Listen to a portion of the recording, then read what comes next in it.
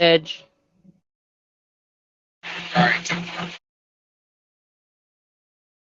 All right. So give me a few questions. I'm going to give you a few questions, sir. My first question will be, why do you want to join the FTO, sir? So to join the FTO service, like the reason why I'm interested in doing so is in real life, I'm a firefighter, was a training officer for a long time, and I just like to be able to learn and teach more people everything in the ways of the police department and assist with any kind of trainings with macros and stuff because I know we're kind of short-handed and I'm just very interested in the FTO program. All right. My other question is, if you see two FTOs, they're getting into an argument in front of a trainee, what is the very first thing you do before you interact with them?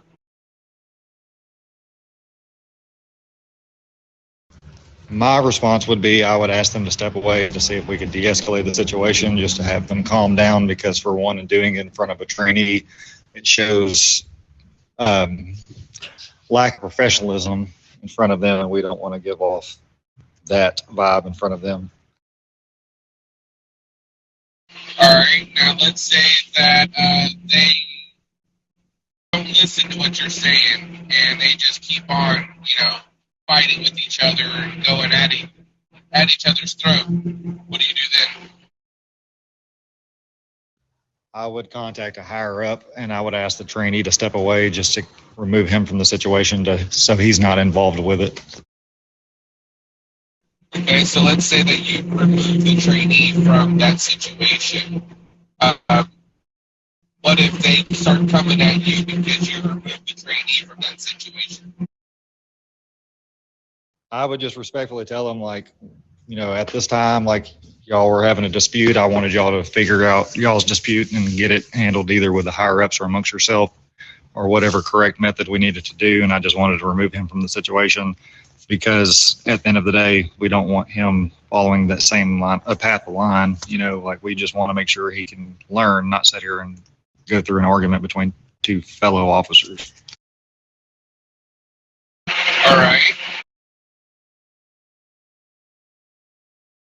Let's say that you were doing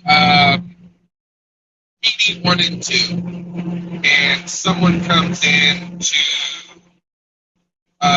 watch, and yet they start throwing up macros and while you're teaching the class and trying to, give the trainee the answer. What would you do in that situation?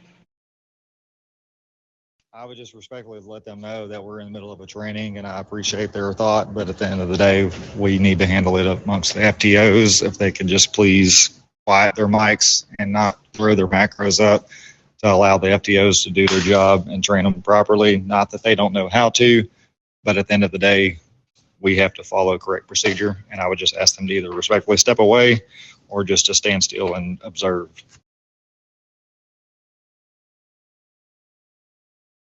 All right, take one. I'm going to hand it off to the next FTO.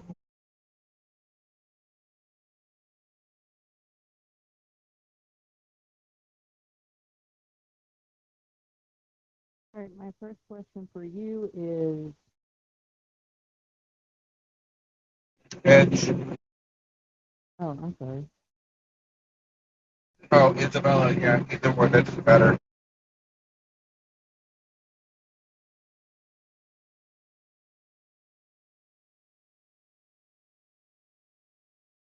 Go ahead, Isabella.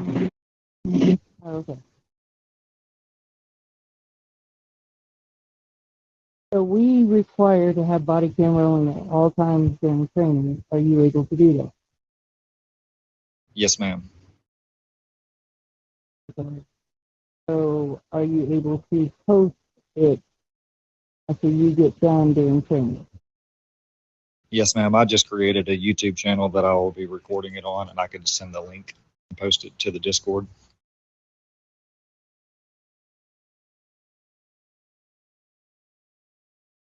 Into the podium. Get it. Make it better. That's all it is.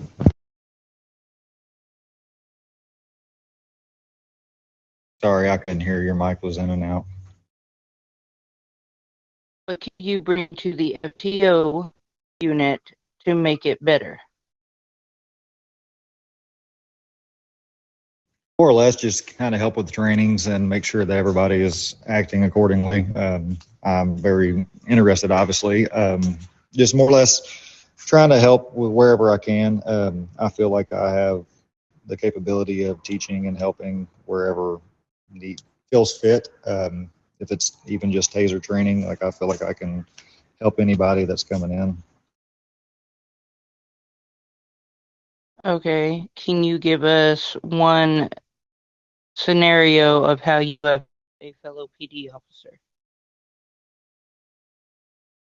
For an example, last night an officer came in that's a new officer.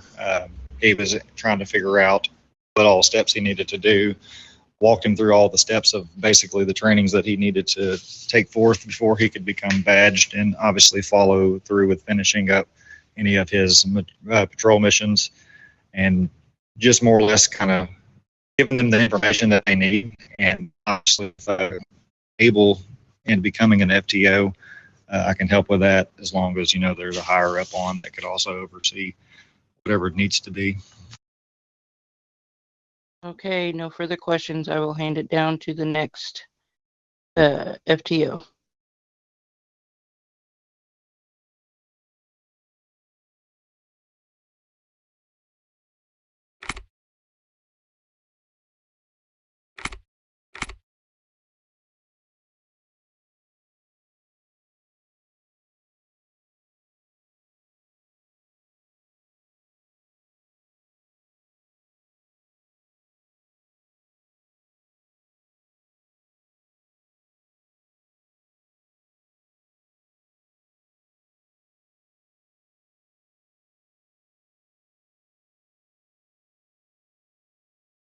So as I stated earlier, I've been a firefighter IRL for about 10, going on 11 years. And going through that, I've just kind of noticed, there's a path that you want everybody to follow and you want them to act accordingly. So I just am very interested in making sure everybody is following the correct procedures and doing the way that they need to be doing. I also am very interested in learning myself, and anything that I can learn, I can pass to fellow officers.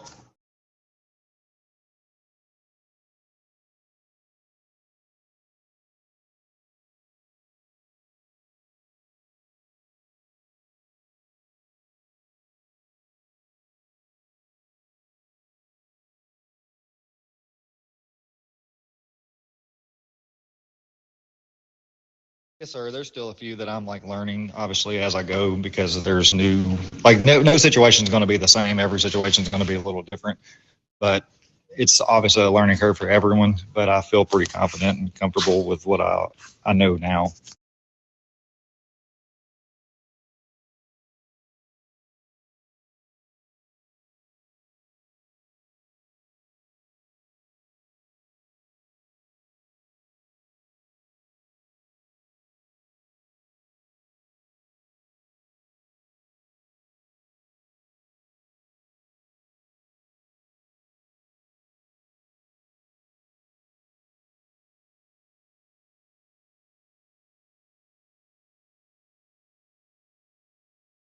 Yes, sir. I'm pretty active for the most part. At the end of the day, when I get off of work, I'm a lot more active. There may be a couple of hiring events I'm not able to make due to work, but for the most part, I'm typically at 2 to 3 almost every week.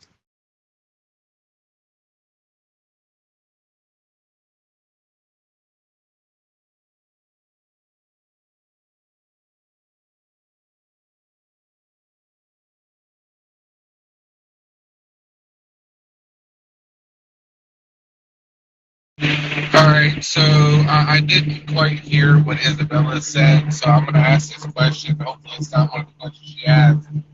Are you going to be able to, as soon as you get done with training, provide post the trainings on the training log, unless like something IRL, like something major happens, and then you will have like 16 hours to post it. I think that's plenty of time.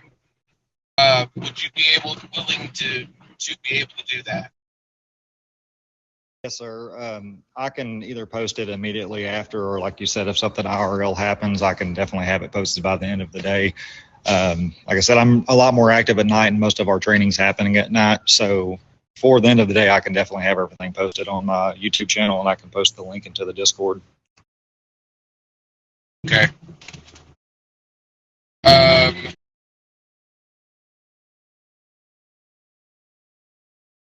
The other thing that I was going to ask was,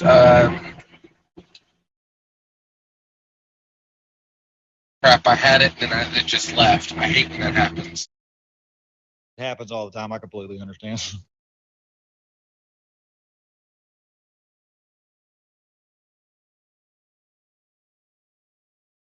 Oh, if you become an FTO, just to let you know, you will be under shadow. So with that being said, you will actually have to shadow the classes with a active or a full FTO, and then you will have to show us that you can actually teach that class properly. Or will you be willing to do that as well? Yes, sir. I'm kind of sure that, or I'm pretty positive, like doing that, like that higher FTO that is on would probably post all the body cam footage. But are we going to be required to also post our footage as well, just to provide that we do have the capability of doing so?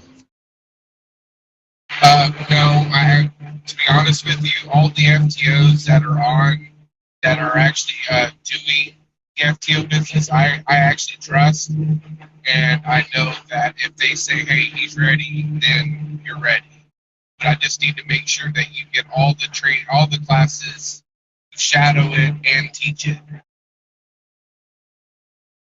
Yes, sir. No, I feel like I can definitely do so. Of course, like I'll have to stand in, like you said, in shadow, just kind of oversee how it's taught. But from the way that I took my training, I feel pretty confident in being able to provide the same services. Okay. All right. So just to let you know, until you become a full-fledged FTO, you are not allowed to train anybody at all. You can assist with training, but you cannot train. Yes, sir. Okay, just wanted to make that clear. I actually have nothing else. Isabella, do you have anything else? No, not at this time. Ed, do you have anything else?